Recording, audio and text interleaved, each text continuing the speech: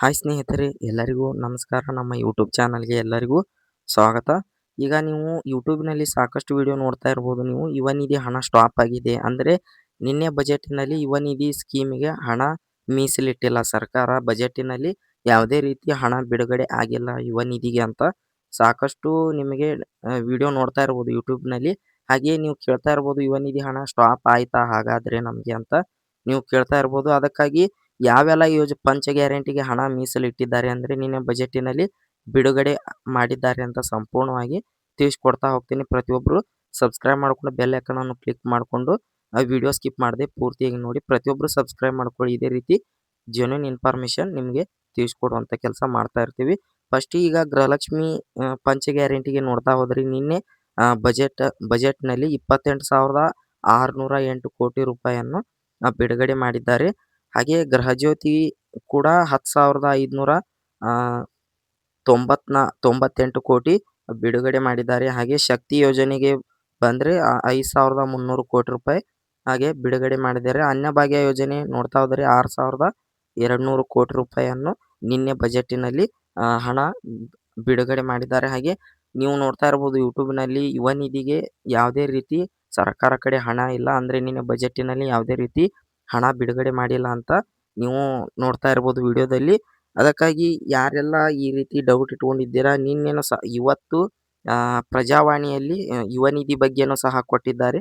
ಸರ್ಕಾರ ಕಡೆಯಿಂದ ಈಗ 600 ಕೋಟಿ ರೂಪಾಯಿಯನ್ನು ಈಗ ಬಿಡುಗಡೆ ಮಾಡಿದ್ದಾರೆ ನಿನ್ನೆ ಬಜೆಟಿನಲ್ಲಿ.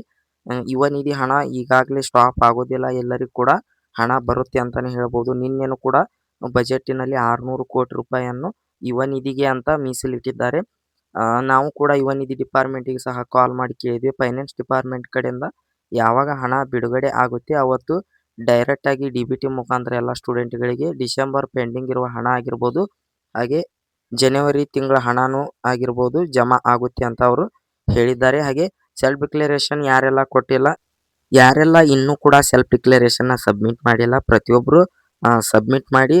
ಹಾಗೆ ಈಗ ಸರ್ಕಾರ ಕಡೆಯಿಂದ ಸಾಕಷ್ಟು ಉದ್ಯೋಗ ಮೇಳವನ್ನು ಕರಿತಾ ಇದ್ದಾರೆ ಪದವೀಧರರಿಗೆ. ಪ್ರತಿಯೊಬ್ಬರು ಅಟೆಂಡ್ ಆಗಿ, ಅಂದರೆ ಯುವ ನಿಧಿ ಯುವ ನಿಧಿ ಹಣ ಸ್ಟಾಪ್ ಆಗುತ್ತೆ ಅಂಥವ್ರಿಗೆ, ಅಂದರೆ PF ಆಗಿರ್ಬೋದು, ESI ಈ ಥರ ಕಟ್ ಆಗ್ತಾ ಇದ್ದರೆ ಅಂಥವ್ರಿಗೆ ಹಣ ಬರೋದಿಲ್ಲ. ಈಗ ಸರ್ಕಾರ ಕಡೆಯಿಂದ ಈಗ ಪ್ರೈವೇಟ್ಸ್ ಜಾಬನ್ನು ಕರಿತಾ ಇದ್ದಾರೆ. ಹಾಗೆ ಕೌಶಲ್ಯಕರ ರಿಜಿಸ್ಟ್ರೇಷನ್ ಕೂಡ ಮಾಡ್ಕೊಳ್ಳಿ, ಅಂದರೆ ಹಣ ಬರುತ್ತೆ. ಹಾಗೆ ಯಾರೆಲ್ಲ 2 ವರ್ಷ ಹಣ ಯುವ ನಿಧಿ ತೊಗೊಂಡಿದ್ದೀರಾ ಅಂಥವ್ರಿಗೆ ಸ್ಟಾಪ್ ಆಗುತ್ತೆ ಅಂತ ಮಾಹಿತಿ ಬರ್ತಾ ಇದೆ. ಅದಕ್ಕಾಗಿ ಇನ್ನೂ ಕೂಡ ಕನ್ಫರ್ಮ್ ಆಗಿ ಮಾಹಿತಿ ಬಂದಿಲ್ಲ. ಆ ರೀತಿ ಬಂದರೆ ನಿಮಗೆ ತಿಳಿಸುವಂಥ ಕೆಲಸ ಮಾಡ್ತೀವಿ. ಪ್ರತಿಯೊಬ್ಬರು ನಮ್ಮ ಚಾನಲಲ್ಲಿ ವಿಡಿಯೋ ಕೂಡ ಅಪ್ಲೋಡ್ ಮಾಡಿದ್ದೇವೆ ಹಿಂದೆ, ಯಾವ ರೀತಿ ಮೊಬೈಲ್ ಮುಖಾಂತರನೇ ಸೆಲ್ಫ್ ಡಿಕ್ಲರೇಷನ್ನ ಸಬ್ಮಿಟ್ ಮಾಡೋದು ಅಂತ. ಆ ರೀತಿ ನೋಡಿಕೊಂಡು ನೀವು ಕೂಡ ಸಬ್ಮಿಟ್ ಮಾಡಿ. ಈ ಮಂತ್ ಎಂಡ್ ಒಳಗಡೆ ಡಿಸೆಂಬರ್ ಮತ್ತು ಜನವರಿ ತಿಂಗಳ ಹಣ ಬಿಡುಗಡೆ ಆಗುವ ಸಾಧ್ಯತೆ ಇದೆ. ಅಂದರೆ ಬಜೆಟ್ನಲ್ಲಿ ಕೂಡ 600 ಕೋಟಿ ರೂಪಾಯಿ ಆಲ್ರೆಡಿ ಈಗ ಬಿಡುಗಡೆ ಆಗಿದೆ. ಯುವ ನಿಧಿಗೆ ಅಂತಾನೆ ಮೀಸಲಿಟ್ಟಿದ್ದಾರೆ ಸರ್ಕಾರ.